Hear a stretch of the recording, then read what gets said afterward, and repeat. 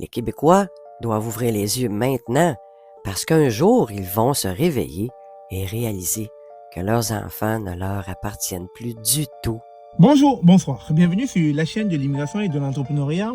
J'ai tant souvent dit sur cette chaîne qu'une fois que vous décidez d'immigrer au Canada, vos enfants ne sont plus vos enfants, ils deviennent les enfants de l'État canadien.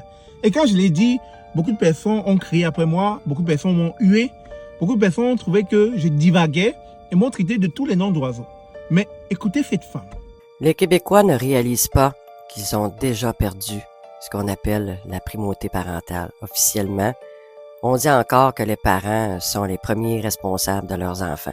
Mais dans les faits, depuis plus de 40 ans, les lois ont grugé ce principe au point qu'il n'existe plus que sur papier. Les enfants ne relèvent plus de leurs parents, mais bien de l'État. Tout commence le 15 janvier 1979 avec l'entrée en vigueur de la loi sur la protection de la jeunesse. On présente ça comme une avancée humanitaire, une façon de protéger les enfants contre la maltraitance. Mais cette loi a fait entrer un principe nouveau et lourd de conséquences. L'État devient le garant ultime de l'enfant. Les parents ne sont plus l'autorité finale, ce sont les fonctionnaires. Les juges et la DPJ, c'est eux qui décident. Ce n'est plus une relation familiale, mais une relation administrative.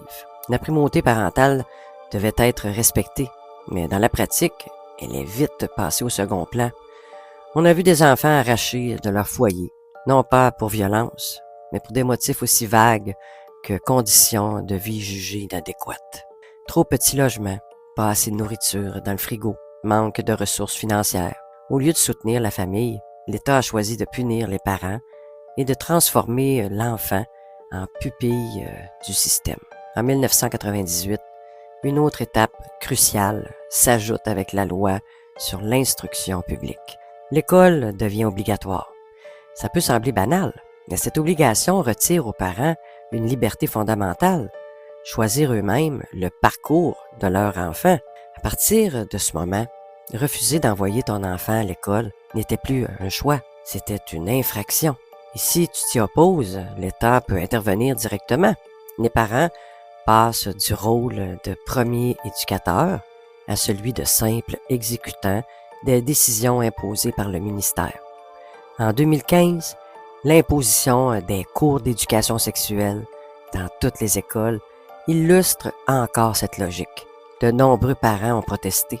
Certains ont demandé le droit de retirer leurs enfants de ces cours pour des raisons religieuses ou morales. La réponse a été claire. Impossible. L'État a tranché, la primauté parentale ne vaut plus rien. Alors, le but ici, ce n'est surtout pas de vous effrayer, c'est tout simplement d'attirer votre attention afin que vous sachiez le pays dans lequel vous allez vous établir.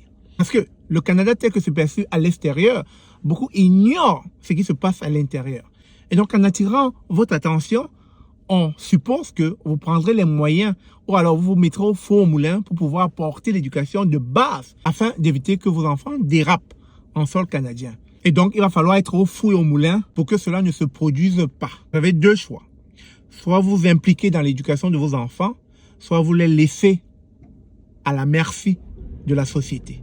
Vous savez, la société a l'art de déformer nos enfants. À bon entendeur, salut.